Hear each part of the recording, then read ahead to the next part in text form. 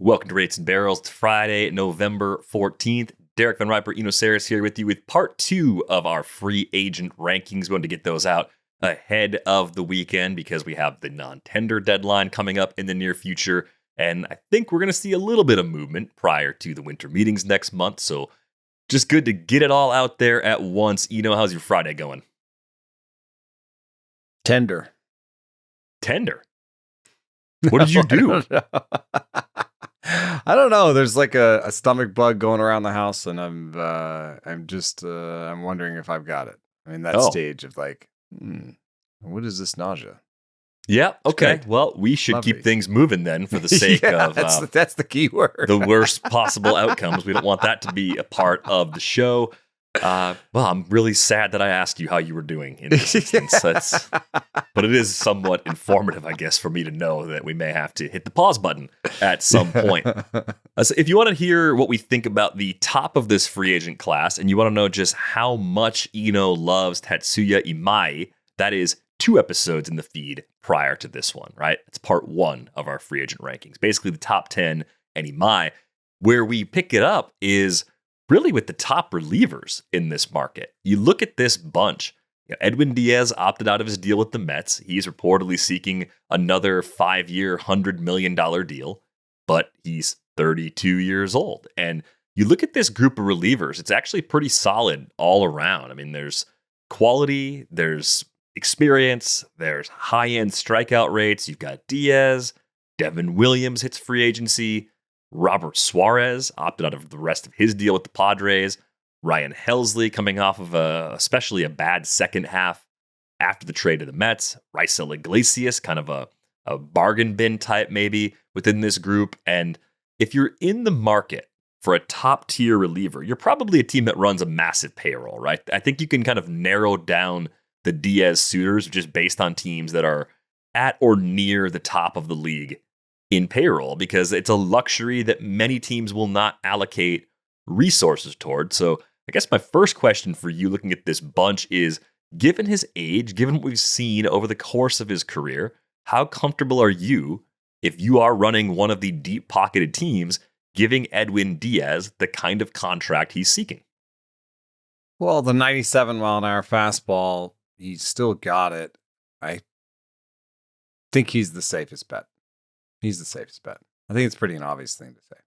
But in terms of money, I mean, he's going to want to maybe beat or equal the 5 and 100 that he was signed with the Mets, and that's a lot of money for a reliever. I have other guys I would choose if you'd start bringing in how much money they make and how many years they're going to get. Yeah, and the age factor, he'll be 32 in March. Devin Williams, by comparison, turns 32 next September. I don't think, given Williams' shaky 2025 especially, I don't think he'll get as many dollars or as many years as Edwin Díaz. I think the fastball velocity for Devin Williams has sort of settled in at that 94 range over the last 4 seasons. So he's not in that 95, 96 range that we saw from him the first 3 years of his big league career. I think you have a little more concern about how quickly things can fall apart if his fastball becomes more hittable, even though the changeup, the airbender, is probably still as good as it's been for most of his career. I think it's fair to wonder what the role of defense was in his collapse, because he still had a 35% strikeout rate, which is elite and does not predict a 4.8 ERA like he had. I think we saw some better stretches from him at different times. I like him, but there's a guy I like better if I'm getting high stuff on a short-term deal with a little bit of a reclamation air to it. Yeah, and who's that? Ryan Helsley, man. Tim Britton has him down for 1 year and $16 million. I'd pay twice that over 2 years. Ryan Helsley's my sign about these guys. I mean, he's still throwing 99. Was there a tipping issue? Was there a sequencing issue? I don't know. I would think my coaches would be chomping at the bit to be like, well, I can fix this. This is something I can fix. Stuff Plus still loves him. The 25% strikeout rate is obviously the worst of this group, But with a velo like that, and even with shapes like that, like Suarez has a low strikeout rate for a reliever, but given the fact that he kind of throws a sinker and a changeup as his best pitches, it's conceivable, right? Helsley's a gyro slider, high riding fastball guy. I think he'll strike out 30+% next year, as he has done in the past. I think he's the best sign on this list. Diaz, like if you're a high dollar team and you just need it, like the Blue Jays are rumored to be in on Diaz. Like I get it because it's more of a sure thing. And if it's just money, it's just money. But if I'm a team that has like some okay relievers, like I kind of like this for the Giants. I kind of like it or a big money team that's saying, hey, let's just throw Helsley in the mix. Like the Yankees. Let's just put him behind Bednar. It could be a team that already has a closer in some. If we're talking about a 1 year dollar value that's close to the qualifying offer, that seems like a pretty big bargain. And Tim Britton also had a 118 on Devin Williams. I think both of those guys, if I just think back to last January, Tanner Scott got 4 for 72 from the Dodgers. I don't know where the runner-up bids were in that process. I wish we had access to that. I wish we knew. I wish we could see the full ledger. Who is actually in on Tanner Scott? What were they offering? Like a FAB results thing where it's like... Yeah, I think that'd be great because there's a few reasons I'd like it. One, I want to know if teams are actually trying or not. Like, did the Pirates offer anybody anything ever? Like, are they eighth runner-up on somebody at least? Or are they not even making an offer? But then also, in the case of the Dodgers, like, who else was pushing them? Was it only the Mets? Was it the Mets and the Cubs? Supposedly, yeah. Yeah, like and how close were they? Were they a year off? Were they tens of millions of dollars off? Like there's so many unanswered questions. How much do we believe that the Cubs were all that close? Because they haven't signed any other reliever to big money deals. They seem to always just scrabble a bullpen together, Yeah, they always go short. But I would say that the Helsley comp is... It's if Tanner Scott had a disappointing year right before free agency. So 4 for 72 is not going to happen. But the years leading up to it, I think, are pretty similar. And I think you're probably onto something that someone out there is likely willing to give him a 2-year deal. So it's probably 2 for 35, 2 for 40. And I think between Helsley and Helsley and Williams, I think I'd be more likely to give Helsley multiple years. Because of that fastball velocity? Yeah. Velo just goes down.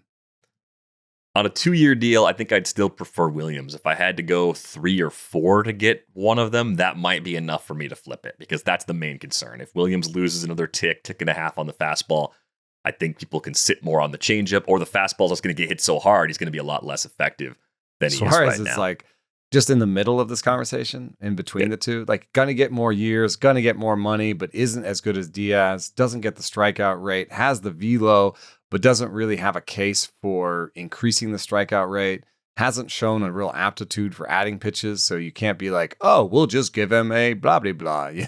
Like he's tried the blah, blah, blahs and not really gone anywhere with him. Not really trusted his secondaries. His secondaries aren't that good. So he's kind of Bobby Fastball as the nickname is. And so I don't know. I like him some, but he's just kind of a middle ground for me. If I'm going to spend a lot of money and spend years, get Diaz. And that's the problem, though, with Suarez. He's going to be 35 in March. So if you're thinking 3+ years to get him, age 35, age 36, age 37 closers, not usually something that we feel really good about from a performance perspective. And I think that's where, Raisel Iglesias is saying, hey, I'm part of this conversation too. And I'm saying, yeah, you are. You're 36 in January. And the thing we liked about Iglesias a few years ago is that he's got a deeper arsenal than most closers. I thought that would help him age pretty gracefully. I think that's exactly what's happened, right? What's really surprising to me, I know they won the World Series. They pulled it off with almost no bullpen. Raisel Iglesias didn't get traded at the deadline. Like for almost nothing. Like you would think that's all it would have taken, a very small return to get Iglesias. And if the Dodgers had lost that World Series to the Blue Jays, would we be sitting here saying, why didn't you guys trade for Raisel Iglesias? Like he would have been better than any reliever you were trotting out there at the end of the season, even though he is at the point in his career where he's not as exciting as he was 3 and 4 years ago, right? It's mid-20s% K rates, but he doesn't walk guys. He doesn't have a terrible home run problem. I'm not looking at him and saying he's as good as the top guys, but he's at least good enough to make your bullpen better, even as an older free agent this winter. Yeah, this seems like almost like a Cubs signing to me. The Cubs have been willing to zig on Stuff Plus when others have zagged. And, with this, he's got below average Stuff Plus, especially for a closer, especially, for a reliever and a closer. And those strikeout rates, that 27% strikeout rate last year is getting closer to average for a reliever too. But could you give him, as Tim Britton suggests, 2 and 24 to be, a high value setup man?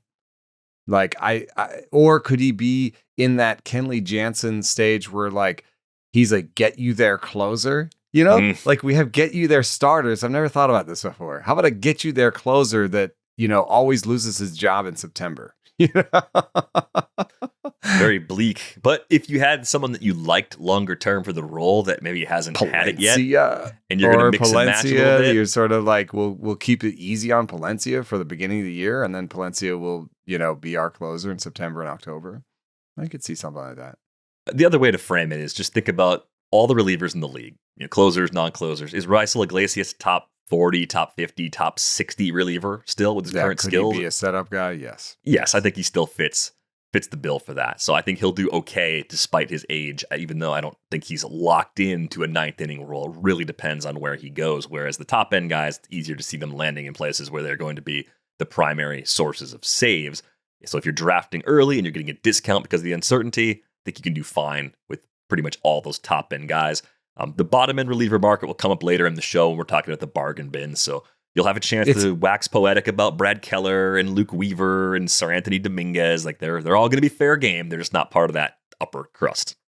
The weird thing about relievers when you're talking about free agency and money is they're almost never worth it, and yet the market still keeps paying them. So it is a question of how you evaluate dollars per win and how you evaluate the market. Because these guys are projected, the only guy who's projected for a win here is Edwin Díaz. And you're going to pay him, according to my spreadsheet, I went and looked at projected values using Steamer. And I looked at projected values and Tim Britton's contract values. And over the life of a 4-year, $84 million deal, which is what Tim Britton's suggestion is for Edwin Díaz, over that life of that, you would get 2.4 wins above replacement by projections. So you'd be spending $35 million per win. It even gets better for like Raisel Iglesias, right? Because you don't get any, you don't get the top end projections for like being a closer. You don't get all that value. Like Diaz is better than Raisel Iglesias. I'm not telling you anything you don't know, but because he gets a half win over the next 2 years and $24 million for that half win, $48 million, it gets even better.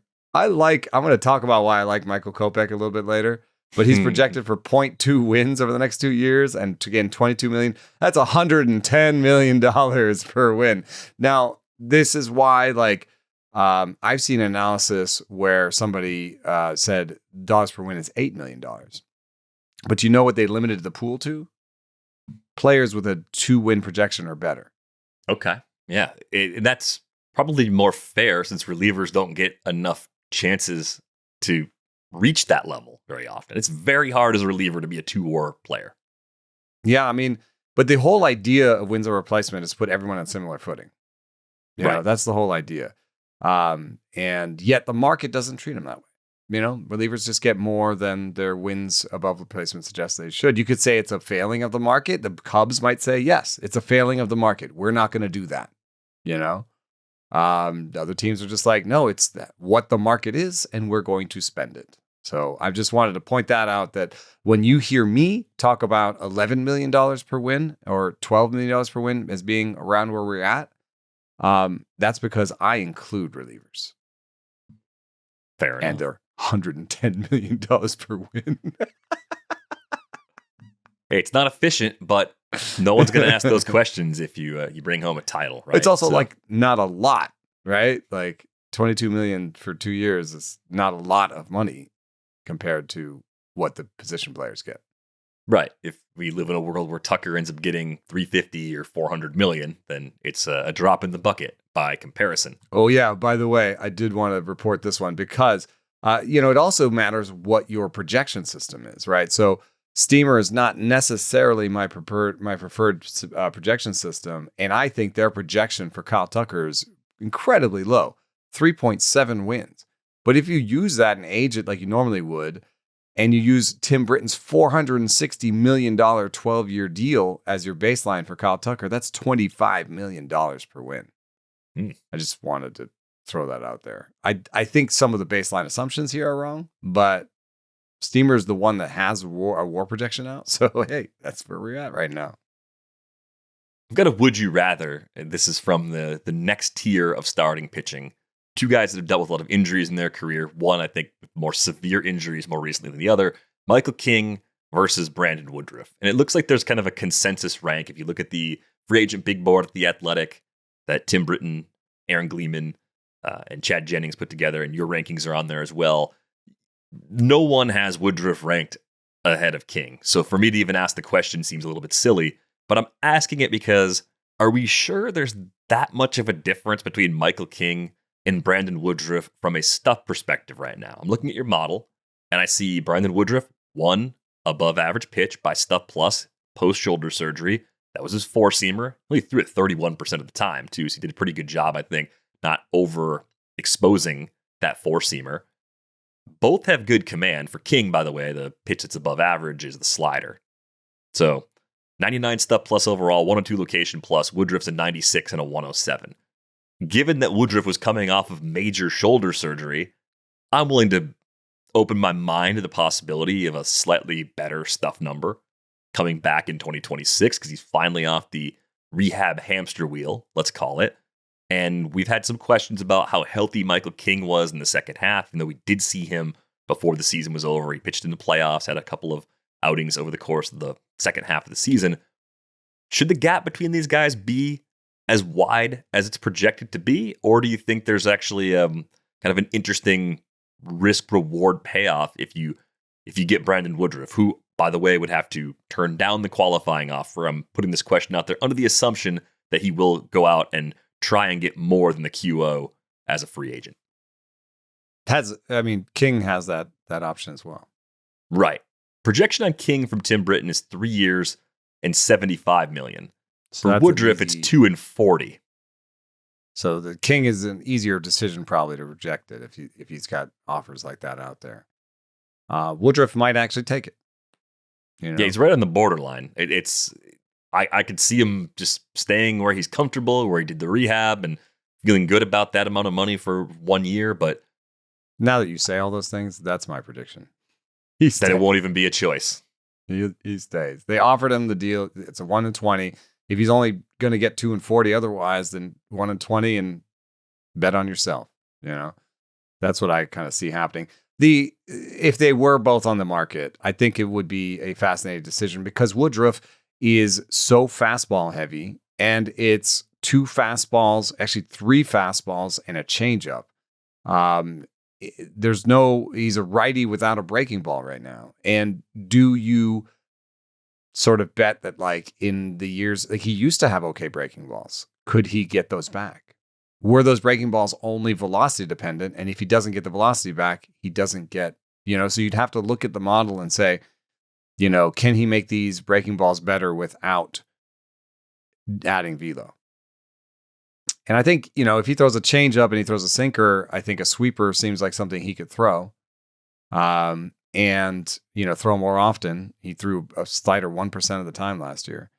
So I like that part of it. I think King is maxed out. Like this is, King is who he is. Fastball, sinker, slider, change.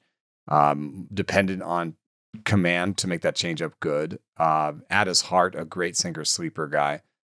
He's safer, I think, to some extent. But Woodruff, you're like, man, if he could get a breaking ball back, maybe we could actually push him to better heights than Michael King. So I think it's a little bit riskier on the Woodruff side. I get why people want King more.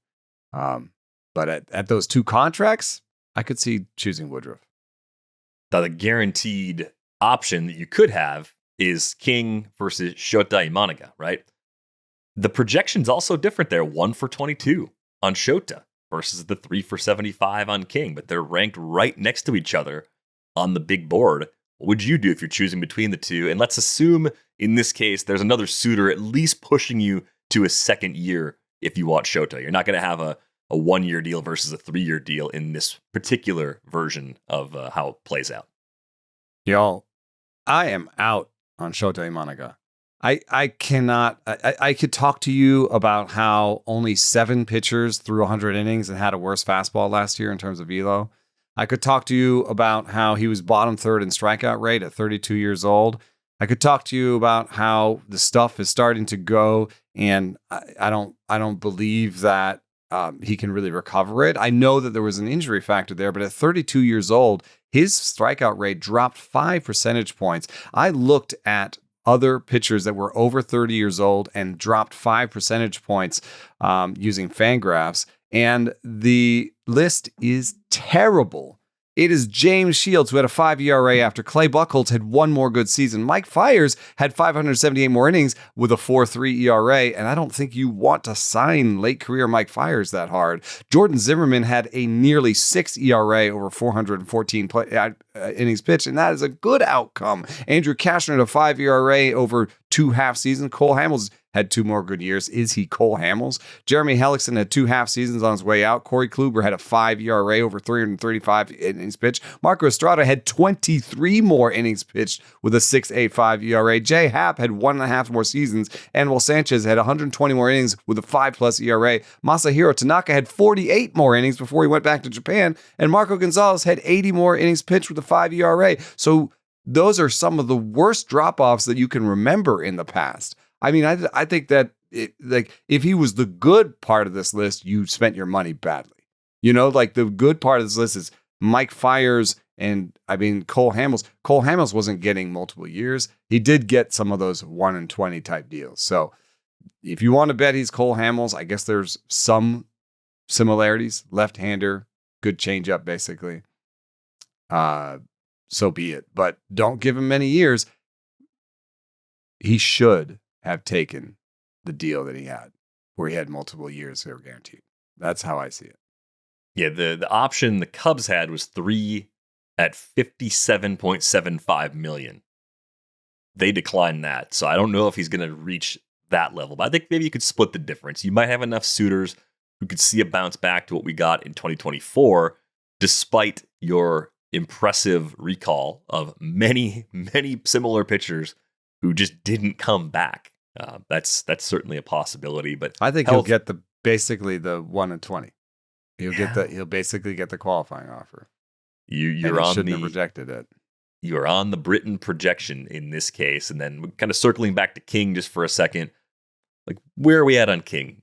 Do you see 3 and 75 in his future, and do you think it ends up being a good deal for the team that signs him if that ends up being the term?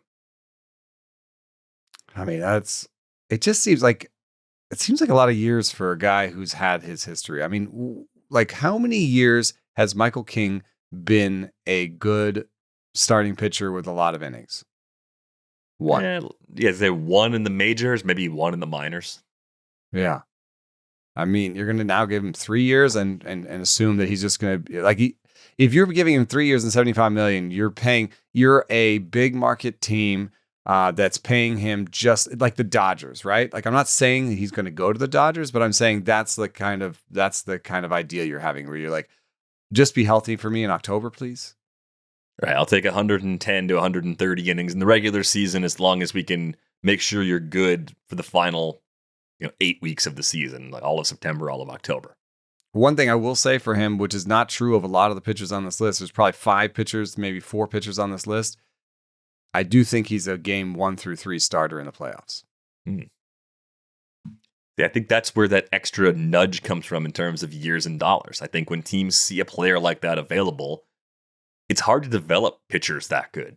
Yeah. And it's hard to develop enough pitchers that good in-house, even if you're good at player development. So that's what I think works in his favor. But thoracic nerve problem and a knee injury, both in 2025, really poorly timed injuries, unfortunately timed injuries for Michael King, because had he put together a very healthy season in San Diego, that could be a 9-figure deal. Like that, I think, was in the range of outcomes. I really want to see the analysis. I want my doctors to spend a lot of time on that thoracic nerve thing, because I just feel like that's a surgery that doesn't have great outcomes. We're getting better at it. I understand that. Like we just had Brandon Woodruff doing like pretty well, but that was still 70 innings. That was like he missed a whole year, and you only got 70 innings out of him the next year. So if you sign him and he has thoracic surgery early, you may get 70, 100 innings out of him over 3 years. Do you agree with the panel from the free agent big board that there's a gap from the group we're talking about right now and 2 pending free agents coming out of Arizona with Zach Gallen and Merrill Kelly? Because by rankings, there's a bit of a drop off there. Yeah, I think I know that Merrill Kelly has pitched well, and you don't necessarily want to look at fastball velocity or strikeout rate in his case, maybe because the fastball velocity hasn't been good for his whole career, and his stuff plus numbers haven't been really good for his whole career. And yet here he is with 1,000 innings and 3.77 ERA, Merrill Kelly, and a 120 whip. And he's been a guy that you would pitch in games 1 through 3 in the playoffs, perhaps. I just don't necessarily know that I want to hitch my wagon to this kind of profile at 37 years old. It just like what happens when this is 90? What happens if it's 89? You had guys like, Zach Greinke, who did it with command and big pitch mixes and not the greatest strikeout rates, but still did it really well. And even he, near the end, once it got down to like 89, had big inflated ERAs. So, Kelly and Gallen get smaller deals for different reasons. Gallen has to prove it. It has to kind of come back. So he gets a pillow deal. If I was Gallen, I'd take a 1-year deal from the Giants or something. Yeah, that's interesting. Get yourself into a pitcher-friendly environment. Try to recoup some of that value. Show durability for another year. I think that would be rewarded too, even though he's generally been very healthy in recent years. It's sort of showing that August and September are still your baseline. Very reasonable. And then you can come back and get maybe 4+ years this time next year. I think that's a possibility. That's my plan for Gallen. For Kelly, I think he just wants the biggest number. Yeah, this might be the last deal. Later in his career, you take as much as you can possibly get, I think, if you're in his position. Let's get to some position players. I think you hinted at this on a previous episode, but you've got a case for Josh Naylor being a good signing. The projection from Tim Britton on this one, 4 years, $92 million.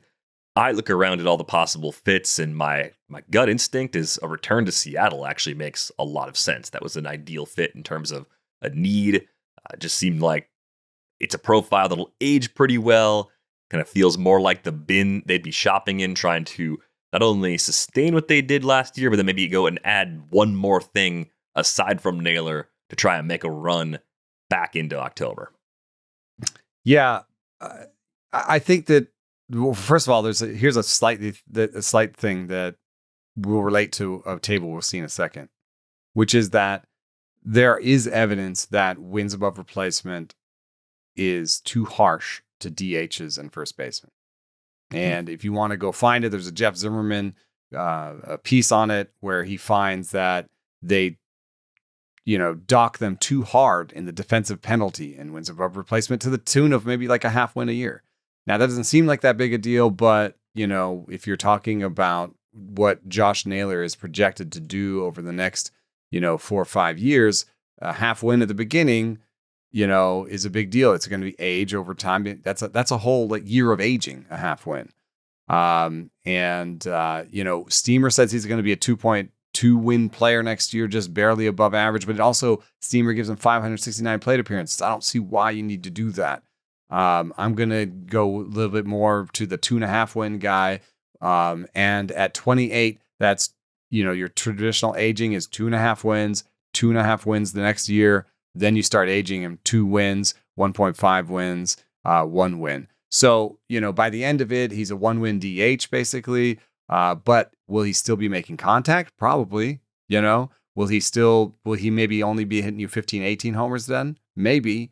But, he's also a guy that's gotten a lot out of what he's been given. Like the kind of the 30 stolen base thing with the sprint speed that he's got kind of tells me that he's a savvy player. Now that's a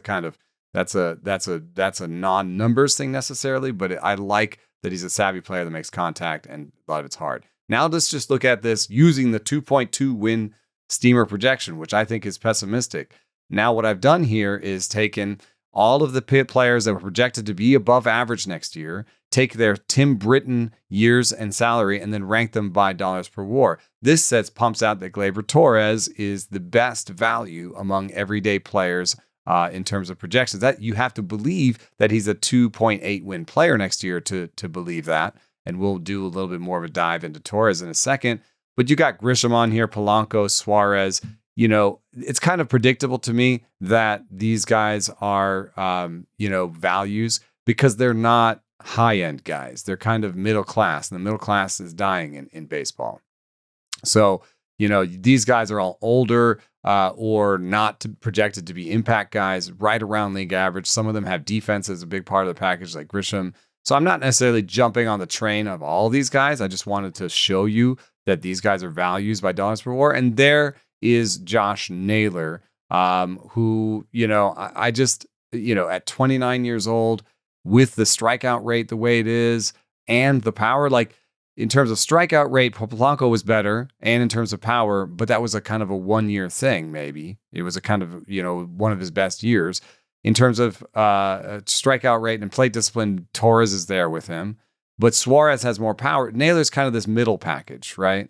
And he isn't the biggest value on the sheet, but it's right at $12.5 million per WAR. And I think that there's reasons to believe that projection is too light. So I think he belongs on a list of potential values this year. Yeah, I wonder, Torres coming out on top of that is really interesting because I think it makes an assumption that he stays at second base. I don't think he will, based on how his defensive value has been grading out. I don't think he hits like a prototypical first baseman, but he's a good hitter. I'm really just kind of caught in this middle ground with Gleyber Torres. I'm not sure who exactly he is going to be as a player in the next 3 years or so. This is the second season in a row in 2025 where he's had a sub 400 slugging percentage. And that's before turning 29. So the power shouldn't be falling this quickly. And the first of those 2 seasons, of course, was played with half his games in Yankee Stadium. So it started in a hitter-friendly environment. It continued in a more difficult place to hit for power with the move to Detroit. But then you look at stuff like the X-Slug, the X-Woba, the type of contact he makes. X-Slug's got him at 452 at 71st percentile. X-Woba's got him at a 362. That's 89th percentile. So you get these indicators that point to him maybe being an underrated hitter who needs to move off of second base. And then you have to say, how much do I trust those X stats? Because in order to be a good first baseman, at least a valuable enough first baseman and not just kind of an average OBP guy that pops 14 to 16 homers, he needs to show power again. Do you see more power coming back from Gleyber Torres coming off of the 2 seasons he just put together from a slugging perspective? Yeah, I think that he can be a second baseman for at least 2 more years. I know that the outs above average is bad, but when you look at fielding run value overall, it's not the worst story in the world. 73rd out of 83. It's pretty bad, but he's right there with Brooks Lee, Jose Iglesias, Willie Castro, Thomas Sagasi, Max Muncy, Ozzie Albies. It's bad, but it's not like he's going to be moved off the position bad. I just don't see it there yet. Maybe I'm wrong, but I think at least 2 more years as a second baseman. He's projected for 3 years. I don't know what in year 3, it's kind of one of those, you deal with it, you sleep when you're dead, you'll deal with it until the end of the contract when it's there. And otherwise, I really like the plate skills. So the thing that bothers me more, obviously, I guess I'm ending up being the bat speed guy on this podcast, is just that he was 43rd percentile in bat speed in 2023. And that's the last time he had above average power. And then he dropped that next year to 22nd percentile. That's when the Yankees let him go. and he hasn't recovered any of that. Do I think maybe I can get him back up to 30th, 40th percentile with a bat speed training program, or do I think he's got the aptitude for that or the interest in that? I don't know. That might be a conversation I want to have with him. You know, you hear about pitchers all the time that like the team that's like trying to sign, especially a bounce back pitcher, they make a presentation to the pitcher where they're like, oh, we are to do this. We'll do this. We'll add a sweeper. We'll do this. We'll add this and we'll make you better. And the pitchers a lot of times are like, oh man, what a presentation. I'm signing with that team. Do you hear that for hitters? I don't think I've ever heard that for a hitter. I have not heard that in reporting, but I have to assume that teams are trying to pitch position players and hitters with some kind of idea of how they can make them better or how the park's a good fit or something along those lines. And the interesting thing here, we haven't talked a lot about particular fits because at some point we'll probably do a predictions episode. We'll play matchmaker. But the best fits from the big board, Tigers, Angels, Giants. And all three of those teams make sense to me for slightly different reasons. Like one, he was a good fit in Detroit. And if they want to sort of sustain what they did and then go out and add, bring Torres back at those terms, seems reasonable. 3 for 48, it's not going to wreck you. If you're wrong, you're going to live to tell the tale. Angels, of course they'll sign a player like this. Anybody. This is where they live. Like, but anybody will take their money.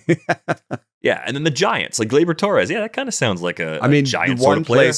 One place that you could fit any more offense onto this Giants roster easily without really sacrificing too much defense at second base. And what it does also, I think that's so great, is it makes Casey Schmidt into a super utility guy. He is really amazing defensively. He can play anywhere. And now you're giving all those veterans rest days and maybe, using it in a way that optimizes their matchups at the plate. You know, you can maybe do it where, the scoopy guys get a day off on the high fastball days, and stuff like that. So you could, I think with Casey Schmidt, you can cover every position on that infield, and you can increase your offense at second base with Torres. So actually, I like that one. And what you do with him on offense is you say, hey, you played in a tough park offensively and you had a great year. We want to reward you for that because we have a tough park. We know that you can do this. You're going to come here and give us great plate skills and maybe hit 10 homers on the road and 5 homers at home and still be an upgrade for us offensively. Yeah, I think if he leaves Detroit, that Giants fit seems like the best fit. If he goes to the Angels, we'll be talking about how much of a disappointment he is because nothing ever works out in Anaheim. They also just would be blocking Christian Moore, and right. he'd probably get more money from the Angels, and that'd be the reason why he took the money. And so there'd be more pressure on him to be better, What would they do? Would they play Christian Moore at third or something? Like there's no way. I think they can't squeeze one more infielder into the mix right now. I just had Moore as like a post type, sleeper guy. But they just took him in the first round like 10 minutes ago. They can't just abandon their process. They need a third baseman more, I think. So yeah. I think Detroit. And I don't think San Torres has Francisco the arm makes for sense. third. So no, I don't think so. But I actually think he ends up at first a lot, which is fine because I think Devers is more of a DH anyway. And then maybe, as producer Brian points out, Wilmer Flores is probably gone. So worst case scenario, I think that's the kind of player Gleyber Torres ages into. Concern makes it seem like he's going to be terrible. I don't think he's going to be terrible. I just don't think we're going to get a guy that bounces back to 25 or 30 home run power without some kind of massive change to his approach, or as you pointed out, an increase in bat speed, right? I think what you see is kind of what you get right now, and you got to be okay with that. The plate skills. Yeah. Yeah, and that should age reasonably well. So, we got that to look forward to. But yeah, Gleyber to the Giants, man, that just feels right at this point. What do we think of Kazuma Okamoto, right? We talked about Mudatori Murakami a lot on the last episode, and I think you are a Murakami skeptic. Okamoto's a few years older, by most accounts a better defender, even if both of those guys are more likely to end up at first base than to play third regularly for a major league club. And I get the sense that Okamoto has kind of an immediate floor where he could land somewhere, maybe even fit in with a contender right away and just contribute, hit the ground running. Whereas with Murakami, there's still some questions about that swing and miss that we're going to have to see answered over the course of the early part of this season and where he lands and what they do to try and push that out of his game. But Okamoto is out there and maybe could be a nice kind of mid-range value for somebody. Yeah, he hit a ball 112.6 on Savant because he was in a spring training game against the Cubs, I believe. And so 112.6 isn't amazing, but it is basically around average, maybe a little bit above average. It's the same number as Carlos Correa and Brandon Lau had last year. It's not too far from a Lindor. And it's more than a Bo Bichette and Xander Bogaerts. So I'm willing to give him at least league average power, I guess. I think maybe with a slight little, shrug emoji, possibly more kind of next to that. Okamoto's been having ISOs. He had a 271 ISO this last year, he had a 306 in 2023. But he's also aging, and you don't know how that's going to port over necessarily. But I would say at least above average. I'd give him maybe a 170, 180 ISO. What I really love are the plate skills. Okamoto had 11% walk rate and 11% strikeout rate last year. Even if he regresses to where he was before in the transition, I would expect a 9 to 10% walk rate and a 18 to 20% strikeout rate. So, who do we have this year that, fits that kind of billing? That's territory that you'd find, I guess Andy Pages is right there with a little bit more of a walk rate than him. Manny Machado is right there, 185 ISO, 8% walk rate, 19% strikeout rate. But I guess Manny Machado has a little bit more juice in the bat. So, worst case scenario, Yandy Diaz, so I think I like him. I like him. And he has more glove than the other guy. So, Munetaka Murakami is a DH, and I think Okamoto is a literal third baseman. So I like him. I think that, he hasn't gotten the same hype, and he doesn't have the same top end bat speed and exit velocities. So there's going to be some teams that are out on him, but I really like him for some of these teams that try to find bargains. The Rays, the Pirates, I could see them, jumping in there, and maybe the Angels if he doesn't get a better number from somebody else. I mean, you just mentioned they need a third baseman. I think he's legitimately a third baseman, and that helps. Yeah, if he wants to play third, Anaheim ends up being a pretty good fit. There might be some other teams that are interested that don't need a third baseman necessarily, but I do see the Red Sox, the Mets listed as some of the best fits, the Cubs as well. So I do think there could be a little more appeal with Okamoto than we had previously acknowledged on the show. Let's talk about a few targets and avoids throughout the mid-tier. We've named a few already. You mentioned Merrill Kelly. I think he's an avoid for me, in part because he's older than we realized. He spent time overseas, came back, has had some success, but I see so many similarities between Merrill Kelly and Chris Bassett and Zach Eflin, and I think Bassett and Eflin are going to get less. Eflin, there might be a current injury in play that makes that like less of a one-to-one sort of comp, but I guess I'm in the position where if I'm looking at Merrill Kelly, I'm probably just going with Bassett because it probably is going to be a shorter deal, and it's almost certainly going to be for less money. And I don't think the end of season numbers are actually going to be that different, at least in 2026. Yeah, I have this listed on our next segment, but you brought him up. So, and he's 31st. And so we had a split between 10 to 30 and 30 plus. So like I would have been cheating to use Bassett anyway, because it's 31st. If they, who would like a guy between 30 and up, and like, I'd take the 31st guy. But Chris Bassett, what I like about him is, I do see some similarities in terms of projection, in terms of stuff, in terms of, pitchability, large arsenals, not the greatest strikeout rates, not the greatest velos. And Bassett is on the cheaper end of this group, definitely cheaper than Kelly. So I like that about him. But one thing that stuck out for me in the postseason was he actually looked pretty good as a reliever. Like he got a couple ticks, and he was more 94, 95. I think he's usable in the postseason as a reliever. And so that makes him a really intriguing guy where you're like, you're a get me there guy.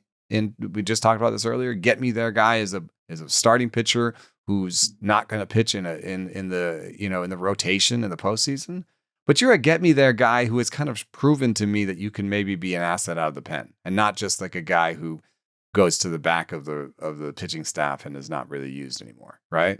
So I like him for, bigger market teams that think they're going to the playoffs that need something on the back end of their starting five. You know what I mean? Like, I think it could make sense for even somebody that's like the Red Sox. Like the Red Sox are bringing in, young pitchers that you're really excited about, and Peyton Toley and Conley early, but you don't know what you're getting from Patrick Sandoval. You don't know what you're getting from Cutter Crawford. So just putting Bassett in there and saying, hey, we're probably going to get 120, 130 innings of really reliable, around average stuff, here from Chris Bassett, and we can use him in the bullpen afterwards. I could see that making sense. Or, there's any number of teams where Bassett makes sense like that. Like even the Braves, push all those injured players down a step because you've got a healthy Bassett. Yeah, I could see that being a pretty good fit as well. Otherwise, I could see maybe Baltimore being a team that needs a lot of innings. And the thing about Bassett, I think of him similar to like Jamison Tyon in terms of initial expectations going into a season. Lower strikeout rate from Tyon so far, last couple of years, and Bassett being older, maybe he falls into that same range. But you didn't have to make a 4-year commitment to get Bassett this time around, like the Cubs did when they got Tyon a few years back. I think you at least have the option in a longer series of starting Bassett if you need to in the playoffs. Like he's just a notch, like a half notch above the definite move to the bullpen or unusable playoff pitchers. Like that I think is a really good thing for how he'll fit for a lot of different teams out there. I think a little higher up though, one guy that I didn't think I'd be targeting him even a year ago is Trent Grisham. The more I look at Grisham's profile, the more I think he's actually going to be okay as someone that signs probably with more of a mid-tier team. I don't think the rich teams are going to be the ones that actually go out and get Grisham, but he might be the best offensive player that a mid-tier team can get. And I think that might be okay. I mean, if you put Trent Grisham in Cincinnati, I think he could produce just fine in that ballpark. His road numbers were better than his home splits during the career year with the Yankees. Defensively, he's not a great center fielder. He's good enough to play there if you need him to, but you can put him in a corner. I think his long-term ability to avoid chase is very clearly baked into his profile. He did that well before this breakout this year. And I think his numbers against lefties are good enough where you don't have to platoon him. So that ticks a lot of boxes as far as guys you'd give probably a 3-year deal to. Britton's got 3 years and $54 million. If you're Bob Castellini and that's sort of like the most you'd spend on a free agent, I think you could do quite a bit worse than Trent Grisham.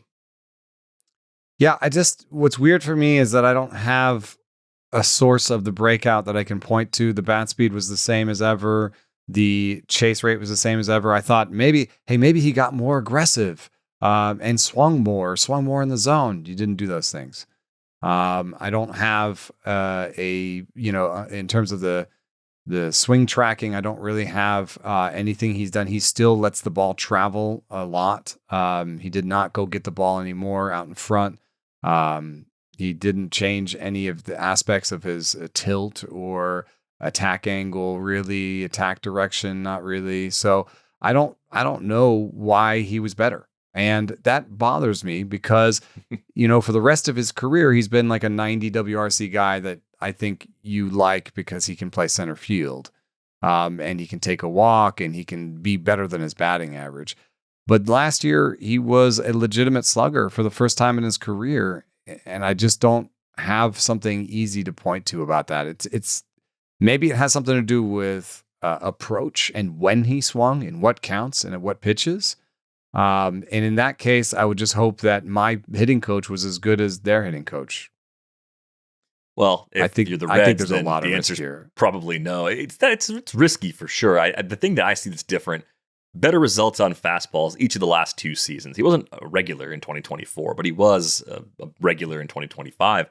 Each of the last 2 seasons, Trent Grisham has slugged over 500 against fastballs.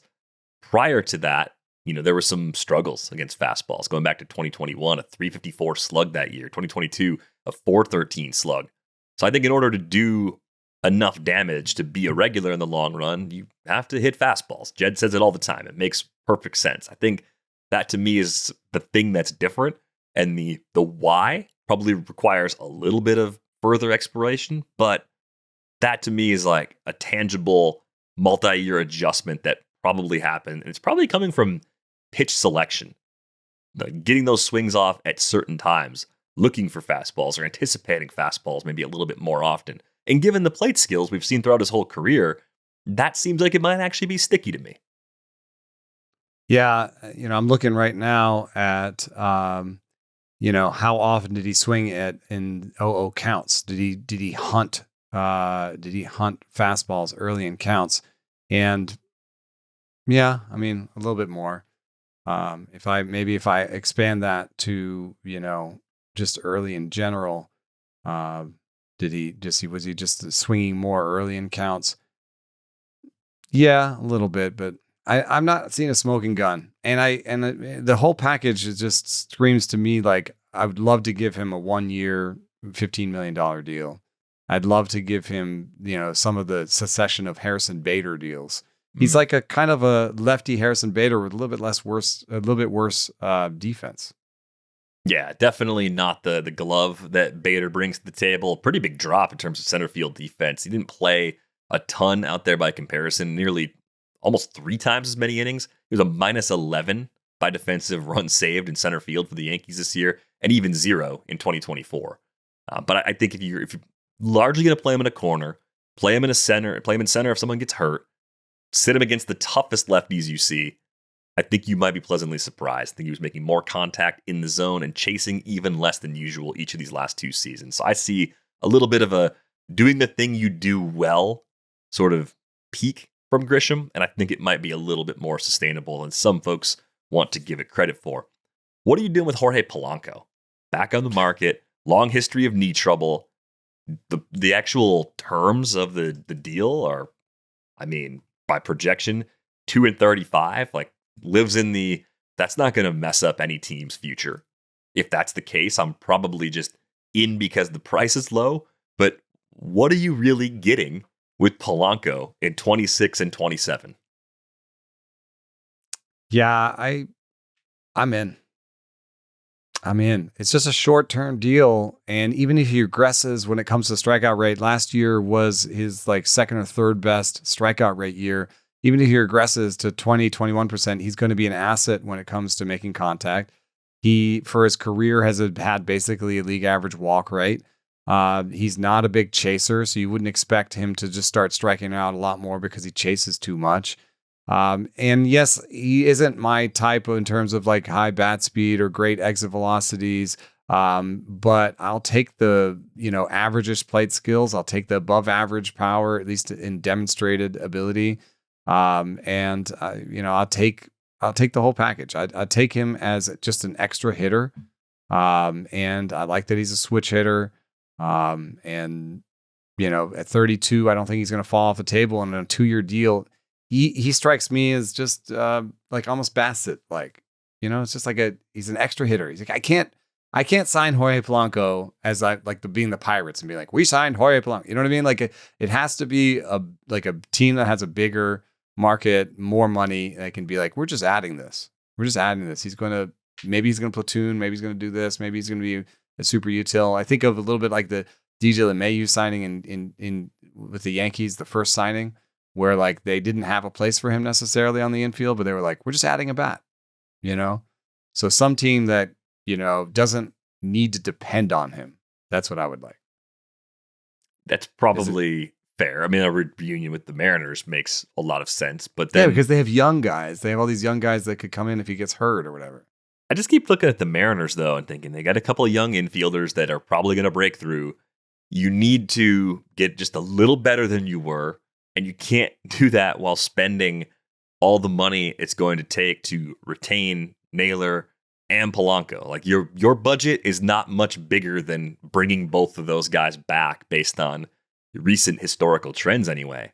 So if you can't bring them both back, If you only bring one back, you probably want to bring Naylor back, given what you have in your org, and then you have to find some value somewhere else to sort of make up for what Polanco did. The hardest thing to figure out for me with Jorge Polanco is cutting the K rate. Like, we know when you go into Seattle, Park boosts strikeouts, and your first year in Seattle is usually your worst year in Seattle. 29.2% K rate, that was easily a career high, but looking at the 3-year trend, he went from 21.3 to 25.7 to 29.2. It was easy to look at that and say, well, probably a 25% K rate again, even if he's adjusting to Seattle in year 2. He comes back with a 15.6%, which is also not out of the complete nowhere, because he's done that during his career. He had, 5-6 consecutive seasons below 20% before that uptick a few years ago in Minnesota, and he's done it with some really hard contact. So I get the appeal of Jorge Polanco for sure. I think I'm in because the price is low. Like, that's the main reason I'm in. If this turned into a 4 for 80, I don't think I could buy into 4 years, largely because of the knees. Like, the knees are the main concern on a long-term deal. And like an extension of the knees is the glove, the defensive value. He's already not playing second base as much. And I was looking, hey, lo and behold, the Dodgers are 30th among second basemen on the Fangraphs depth chart right now. However, if Polanco is not going to play that much second base, you got to, pay him for 2 years, and he can't DH for you because they have a pretty famous DH that's there. Then he's not necessarily a good option for the Dodgers. Maybe Gleyber Torres actually would make sense for the Dodgers, because they've got Hae-Seong Kim, who's more maybe a defensive guy that maybe they think they can get a little bit more out of the bat. They also have options on him still. Tommy Edman, infield, outfield, so they have 203 plate appearances for him at second. But the whole package is 30th. You'd think they're going to be looking to upgrade there. The Rockies, if they want to spend. But maybe my favorite looking at this is the Royals. The Royals at 24th on the depth chart have Michael Massey, Jonathan India, who's played in the outfield, Tyler Tolbert, Nick Lofton. I could see that fitting where like the Royals are trying to find offense. They don't spend that much. And he kind of fits the deal where even if the power doesn't go as far because that park is a little bit tough on power, he has the plate skills to help you there. Yeah, maybe a 325, 330 OBP gives you a little bit of lift there. And I could see that maybe being a secondary option. I was on Bluesky yesterday wondering about Jeff McNeil to Kansas City, right? If the Mets are going to dump him in a trade and it's not much of a return, I could see a guy like that also being a fit. They're going to do something to upgrade that. We've got news on Jeff McNeil, though, which I'd never heard of this. Thoracic outlet syndrome surgery for Jeff McNeil. Yeah. I think that's really tough because right at his projection right now, he's not at bad value, but he's kind of what people call a second division starter, where it's like, he's league average by WAR, but do the Mets really want McNeil at second base, or do they want to be better than league average at second base? And but a second division, like a cheaper team, might be like, hey, can I get a league average guy and I only have to pay him $10 million a year? And will you pay some of that? I have to pay him $10 million for the next 2 years or something. I could see somebody doing that, but with the thoracic outlet surgery, now you're like, well, can I depend on him? What's he going to look like? So I think he's going to be he's going to report to camp at least with the Mets. Yeah, I think you want to wait and see, make sure that everything is okay in his recovery before you make that sort of commitment, even if what you give up in a trade ends up being pretty small. You mentioned cheap teams. Yeah, I had, in this bin, we've already talked all my guys. I was targeting Ryan Helsley and Gleyber Torres and avoiding Shota Imanaga. So now it's on to the real bargain bin, the outside the top 30. Yes, the players that are either coming back from injuries or really bad years, or both. One often causes the other. Or they're old. But you said earlier in the show you like Michael Kopech. You've liked Michael Kopech for a long time, and health was just not there this year, right? 11 innings pitched for the Dodgers, just clearly not himself. The problem, even when he's healthy, is command. But when you're talking about someone that might be kind of a fringe top 50 free agent in this entire class, the price is likely to be low. I mean, do you think you have to give 2 years to Michael Kopech? Yeah, that's why I was really surprised. Tim Britton has 2 years and 11 million. I'm like, I don't know. This seems like a 1 year deal guy. I think it's a 1-year deal guy that can do a lot better if he's healthy this year for a full season and looks good. Then he gets the multi-year deal next year. Yeah, like the incentives are aligned where I guess a team might want 2 years to be like, hey, if you are good, then I want to recapture it on the back end and have you. But his incentive is probably to sign 1-year deal as high as it can be, 10, 15, 12. I see it a little bit like the Aroldis Chapman. Like you're like, oh, you're too old to get a multi-year deal. Like we're not going to give you the multi-year deal, but the stuff looks good. The command has always been bad for Aroldis Chapman. Like I could see this the Pirates. You want to give the Pirates free agents so bad. Michael Kopech pushing Dennis Santana out of a job. $30 million to spend, which sounds great, except that's the money they cleared off the decks. So, all right. So, from a comp perspective, if it's a 1-year deal, I mean, we knew a pretty banged up Jordan Romano got a little less than $8 million last year, right? So, yeah, 1 for 8, maybe gets it done. I think he gets 1 for 10. He's a little bit less than the Chapman deal. I think Chapman got like 12.5 or something from the Pirates. I could just see like a team like the Pirates being like, we'll give you 1 for 8, but we'll give you an extra $50K for every 10 games you finish or something along those lines. And we'll make it $10 million if you get to 65 appearances or something like that. Yeah. I don't know. That might be the best he can do, but I get it from a stuff perspective. He just hasn't been healthy for a little while now. So definitely a gamble on that. I'm happy that the last injury was to his knee and he got the surgery and he came back. Like he it wasn't great, but like he came back and pitched. So I would say, all right, the knee's clean and hopefully we get that clean 60 inning year out of him. Do you like Luis Arias? I think the rundown says that you kind of like Luis Arias now. This happens when you're the king of wafflers. I mean, it's just like, yes, I know all of the problems with Luis Arias. I get it. Like he's just a barely above average DH basically that can't run. I get it. But I think sometimes the pendulum goes too far. The price has dropped to the point where I'm in. Like everybody has a moment where you're like, oh, I could do that. 2-30, and he's projected to give you 3 wins over the next 2 years. It's fine. And he's a 1-man strikeout rate improver. Now, it only works if you have a little bit of an opening at DH or whatever, and you don't need him to be that great. But, here's another one where maybe it helps the Giants, Man, I don't think I can get on board. I mean, the first thing you said was a DH that can't really run and just barely hits above league average. I'm like, why would I burn a roster spot on that player? Like, yes, the pro. Everybody wants to make more contact. Everyone wants more balls in play. Yeah, and I think all it does is from a team perspective, it just skews the perception of what your roster does. That's all it really does. Like I do not want Luis Arias on my team. If my team were to add Luis Arias, I would be frustrated, sad, disappointed. So if you think about teams that do things that are frustrating and disappointing, I think that gives you your 3 or 4 best suitors.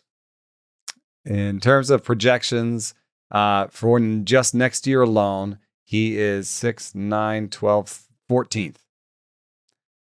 He is sandwiched between JT Realmuto in terms of projected WAR and Harrison Bader. I don't know. Yeah, man. I would take him as an extra piece. I would hate if it was a team like the Pirates that was like, we have $30 million to spend and we just spent 15 of it on Luis Arias. I'd be like, we spent, 15 on Arias, 10 on Kopech. Oh, and 5. Who's the last? But if you're like the Dodgers, and you're like, we just added him. We're 30th in second base. How much worse? He's not a second baseman. You can't DH him there. No, that's not a fit. Snap, no, not a chance. Snap, no. Snap, no. Man, the Reds again. Why do the Reds keep coming up? Why can't I get the Reds out of my brain? The Mariners. If he's cheaper than Polanco, and they've been trying to cut strikeout rate.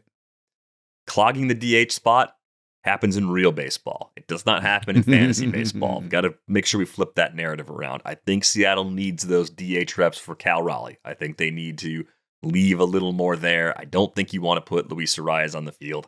I think it's probably a non-contender, just getting a little bit of a boost and then maybe flipping him at the deadline. I think that's probably the point we're at with Arias. Yikes. Is he a good dude too? I'd feel really bad if he's. I'm not trying to just shade him. I don't think this is the move that puts you over the top if you're a mid-tier contending team. No, I don't see it that way. I could see what you're saying. A cheaper team trying to get him on a decent deal, and then maybe flipping it for assets. I get that. But I also just, it's a 109 WRC plus projected. I just feel like the hate has gone too far. I feel like can I find place on my roster for someone who puts the ball play all the time and has is a 10% bet in league average as a bet? Like, if I can, then I want it. Fair enough.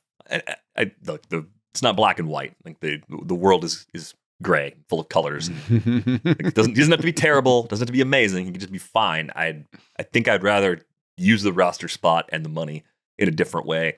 I don't know if he's given a bargain bin. He's almost more mid-tier right now based on how he's been ranked. But Ha-Seong Kim is pretty interesting. That shoulder surgery he came back from cost him a lot more time than expected. It didn't work out for him in Tampa. I thought he'd just stay in Atlanta. He didn't. He opted out. But I think defensively, he can play short. I like him better at second. I think there's a handful of teams out there that will be intrigued because there's power, like non-zero power. There's definitely speed and a good glove. And I think he at least, despite not putting up good numbers, showed he's healthy again, or mostly healthy again, and gets off that dreaded working back from injury rehab hamster wheel that I was talking about earlier. Yeah, there is no better starting shortstop on the market in free agent. Like if you need a shortstop, it's Ha-Seong Kim. That's how I see it. Bo Bichette was one of the worst defensive shortstops in baseball, and he had a knee injury. I think he's going to second base. Miguel Rojas is on this list. Isaiah Kiner-Falefa, Willie Castro, Paul DeYoung, Tim Anderson. What are you doing? What are we doing here? Like there's no starting shortstop on this list that I would rather give the glove to at shortstop than Ha-Seong Kim. So I'm taking Ha-Seong Kim it's so obvious. The Braves. They're right now 30th on this list with Nick Allen, who you can hit the bat out of his hands with a good fastball. Nacho Alvarez, you like him. I don't. I like him as a hitter. I don't like him as a shortstop. Yeah, we were looking. We saw him in the fall league. They don't like him as a shortstop either. I saw him and I said, nope. That man's not a shortstop. So, I mean, I think Nick Allen could be your utility guy until Nacho takes it from him. I think it's just so natural of a fit, and the money isn't bad. And this is kind of the type of money that the Braves like to spend too. They don't like to, buy a free agent for $300 million. They're more likely to, spend $30 million on Ha-Seong Kim. So I think he's coming back to them. There's no other team where I'm like, this makes a lot of sense the same way. And if you were to go like 3 years for Kim, Ozzy Albies could be back again in 2027. They got one more club option on him, but the final year of a 3-year deal in 2028, Albies might be on to some other place as a free agent. Kim slides over to second base because he'll be, I think, 32 by then. I won't be a shortstop at all then. Like I said, ideally you could play him at second, but I think there's enough teams that need a shortstop where he may end up fitting at shortstop, at least for the early part of a multi-year deal. Yeah, I forget who else I put down here. I got Luke Weaver.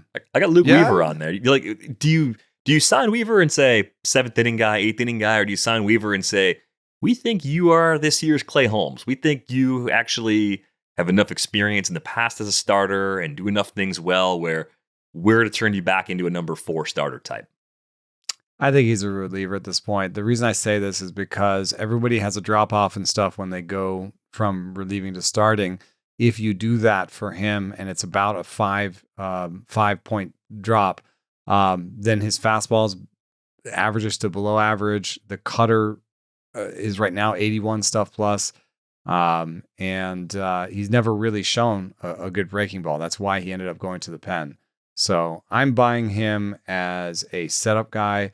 And oftentimes those guys, end up being good values because they don't cost as much, and they can maybe he can close for you. But 2-20, I'm cool with that, man. I think that he's either a setup guy for a team that has a good bullpen, just wants to add to it, or a second division closer. Yeah, it could end up being a nice source of saves in fantasy leagues too. A little more of a roll of the dice, given that you could see it really cutting either way. The market for him should be pretty robust. I think there's plenty of teams out there that'll give Luke Weaver a 2-year deal. But we'll see. We'll see who the relievers that become starters are in this class. I don't know if any jump off the page to me, but they don't usually jump off the page to me because that's not the type of work that I do. I also just wonder what kind of deal Pete Fairbanks is going to get, because when it comes to stuff, he belonged in that first grouping that we had, but obviously, innings are a question. Although, how bad is it really? 45 innings for 2 straight years in 23, 24, 60 innings last year. You'd project him for 55, 60 innings. He's just not a workhorse, so you can't add him to a team that like wants a 75 inning closer over the course of the year. But strikes me as kind of like a Yanks or Dodgers addition, where you're just making your bullpen even better. Might cost some saves. Yeah, Rich Team's 7th inning guy is probably where Pete Fairbanks goes now if he wants the best possible deal. The fastball lost a couple of ticks in 2024. It didn't come back. K rate's been 24% combined over the last 2 seasons. So you layer that onto the durability issues and the age. Unless the fastball velo comes back, I don't think the strikeouts are getting back above 30% again. That's still fine. It's a lot like a slightly younger Raisel Iglesias. He'll make a bullpen better, even if he's not peak version of himself. But it's still 97 miles per hour, so I could maybe see a second division team making them the closer. I mean, the Reds lost Pagan, right? He'd be an upgrade over Pagan. Yeah. The Reds, man, everyone's thinking about the Reds right now. Catch the fever. I'm sorry, Reds Pete Fairbanks. Fans. We just gave you Pete Fairbanks. Yeah, you can have Pete Fairbanks. You can have Luis Arias. Oh, yay. We just lost several Reds fans that listen to the show. They're like, I'm done with these guys. They're just mocking us. Was that meme where the guy's taking off the headset? On that note, I think it's time for us to take off the headset. Thanks to our producer, Brian Smith, for putting this episode together. You can join our Discord. Jump in the episode discussions channel in particular if you want to weigh in on where you think some of these free agents fit, whether or not you like Luis Arias. Maybe you're on Eno's side. You think the hate's gone too far. Maybe you're on my side and you think it's closer to a Never Paddock situation. But if you're a Reds fan, I truly am sorry. I think you deserve better. Hopefully your team will actually spend some money this offseason, even though it kind of works against my own rooting interest. I'm a kind person. I want everyone to be happy, even though I know they need to take advantage of the pitchers they got right now, dude. They won't have these pitchers forever. Yeah. Yeah, but what are you saving it for, Bob Castellini? Like, what? You got to have money. Spend some.